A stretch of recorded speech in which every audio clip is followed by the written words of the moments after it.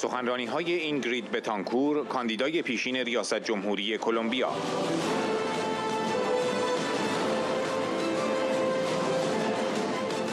شهردار فرانسوا لوگاره، رئیس کمیته حفظ میراث پاریس.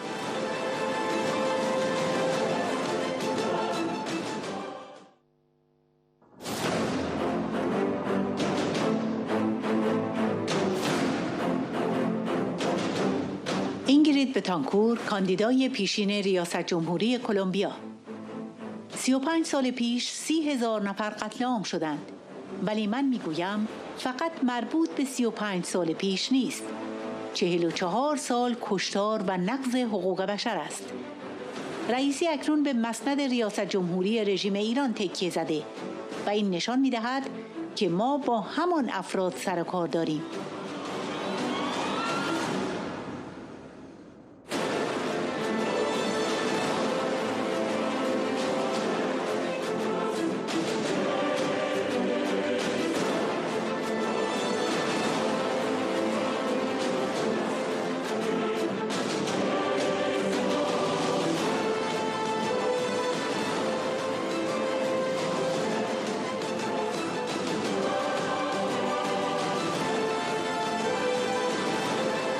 اکنون مردم شروع به درک این واقعیت می‌کنند که یک گزینه سیاسی در برابر جنون آخوندها وجود دارد و در این اجلاس صداهای فوق‌العاده بسیاری را در همراهی با خودمان شنیده‌ایم. چون ما سر خم نمی‌کنیم و زانو نمی‌زنیم، بلکه همه با هم ایستاده‌ایم. و ما ایستاده‌ایم چون در ایران دختران، زنان، مردان جوان ایستاده‌اند و وقتی می ایستند گلوله‌های واقعی به سمت آنها شلیک می شود. ما در کنار آنها ایستاده‌ایم. ما در کنار مریم رجوی ایستاده‌ایم.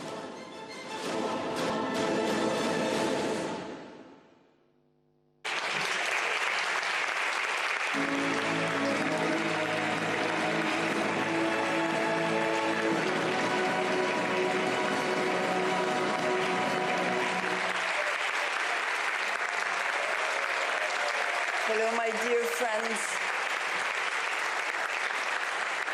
my dear Ashrafians, and all these distinguished guests of this incredible summit. 4 days that we have seen incredible people, like never before, I would say. It's very encouraging to see that while there have been so many efforts in the dark to try to prevent us from coming here and meet and talk and defend the cause of the free run. So many people in the world have been coming from all over the continents. I'm so glad to see fellow South Americans. Very nice to see those testimonies of Argentina, which speak loudly of what the continent has bared, but from all over the place, from Africa, from Asia, from Europe. On Saturday, we had an amazing group of parliamentarians from all Europe. Italians came by the hundreds. And of course, well, you saw it in the media. Mike Pence was here. John Bolton was here. And I'm saying this because I think it's very important for us to reflect on what this means. This is not about ideology. This is not about right or left. And for us who have been here following this cause for some years, there is something that is deeply sinking in our souls. And it is that when we come here, we meet people that are good human beings.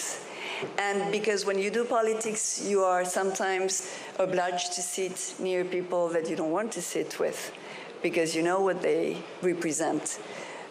When you come here, it's like, I mean, you're relieved. You're relieved because people that come to sustain the Iranian resistance are people that are here because they believe in what they say, and they say what they believe, and they do what they think. And that's a big difference in this world. We are thinking about what happened 35 years ago.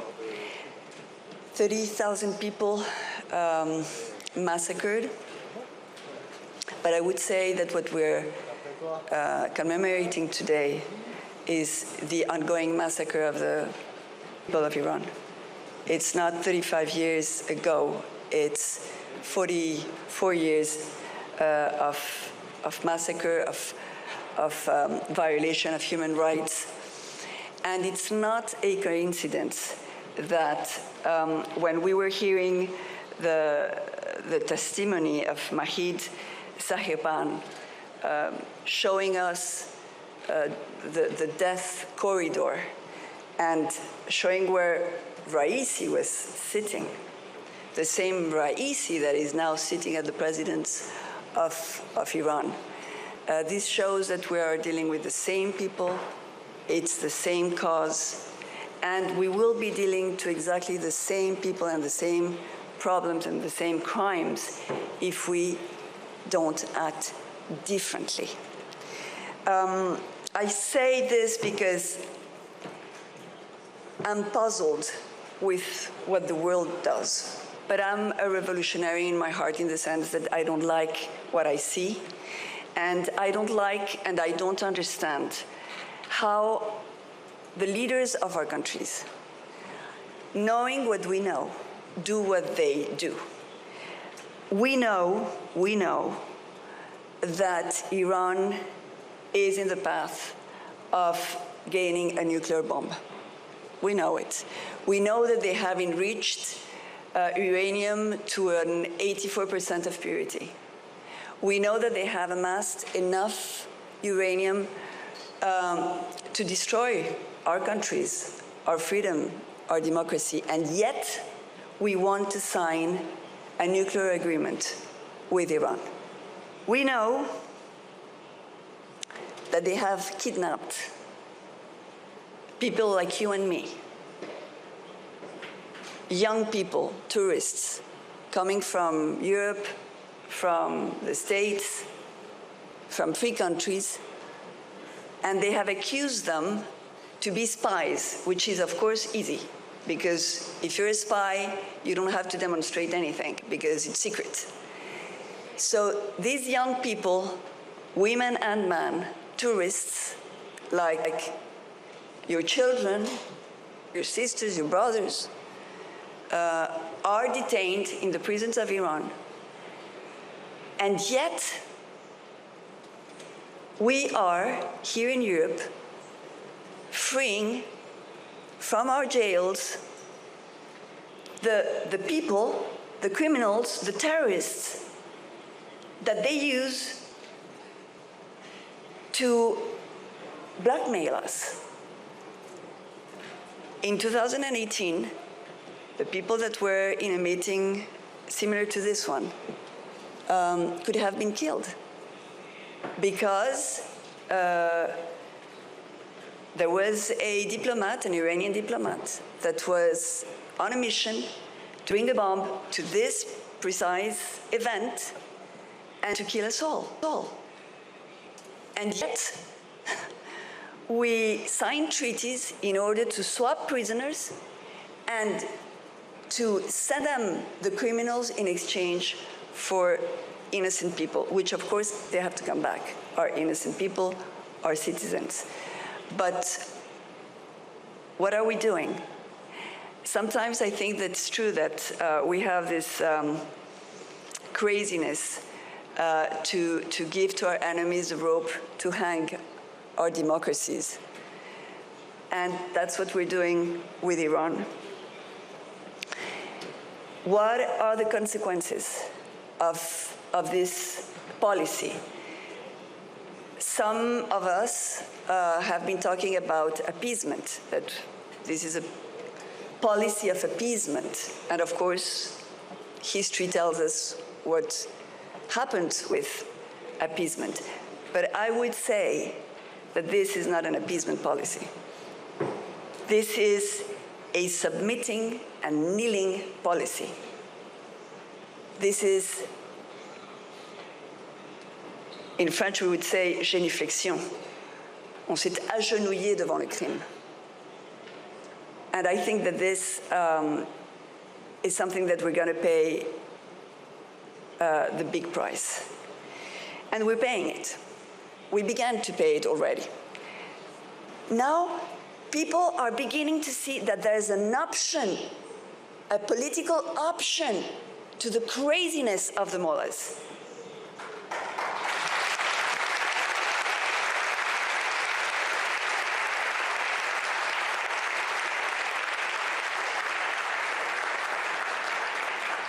And we have seen, as I said, as I was beginning, in this summit, so many extraordinary voices with us, showing that we're strong, that we have momentum, that people in the world,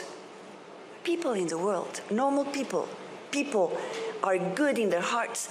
They want us to be fighting for the good in the world.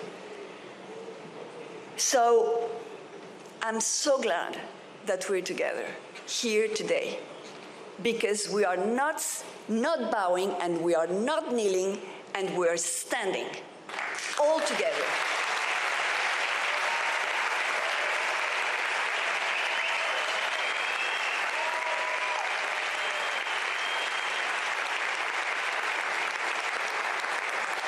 And we are standing because in Iran, girls, women, young men, and not so young people are standing. And when they stand, they are shot with real bullets. And we are standing with them. We are standing with Miriam Rajab.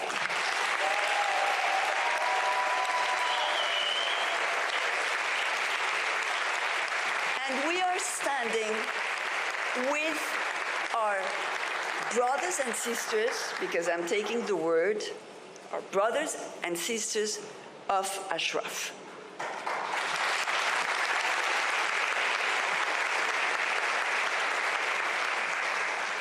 Thank you.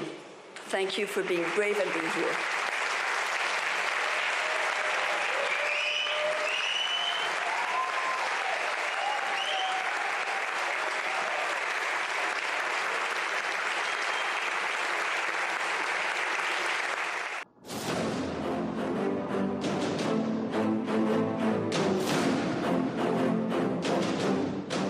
شهردار ژان فرانسوا لوگاره، رئیس کمیته حفظ میراث پاریس: من انقلابی را می‌بینم که به یک قیام عمومی در سراسر ایران تبدیل شده است.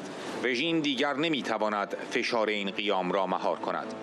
و خانم رئیس جمهور، شما با برنامه 10 ماده‌ای‌تان آزادی‌های کاملاً بنیادین را متبلور می‌کنید.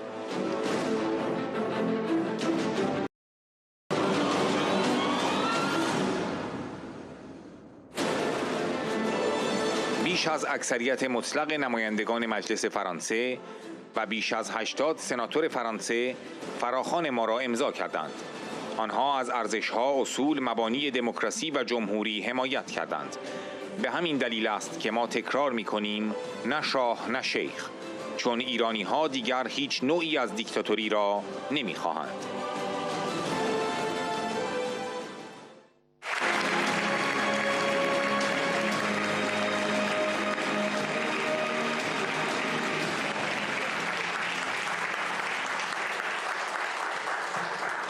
Merci beaucoup, Madame la Présidente, chers amis de la résistance iranienne. Je suis vraiment impressionné par l'intensité, le nombre et la venue de toutes les parties du monde qui se sont retrouvées ici et à Paris samedi dernier.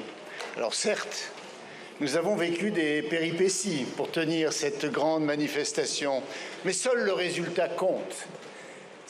Cette manifestation était très impressionnante, digne, calme, fraternelle.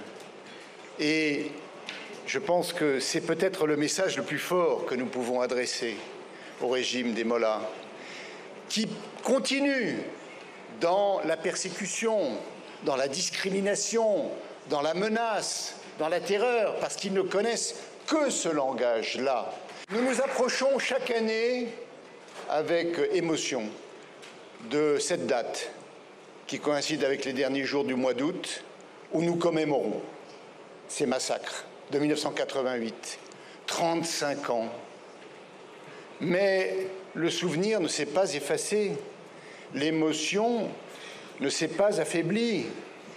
Quand nous revoyons tout à l'heure ces visages qui semblent surgir de l'obscurité, nous avons l'impression d'entendre leur voix, leurs cris. Chacun de leur destin personnel est irremplaçable. Et c'est pour cela que c'est un génocide.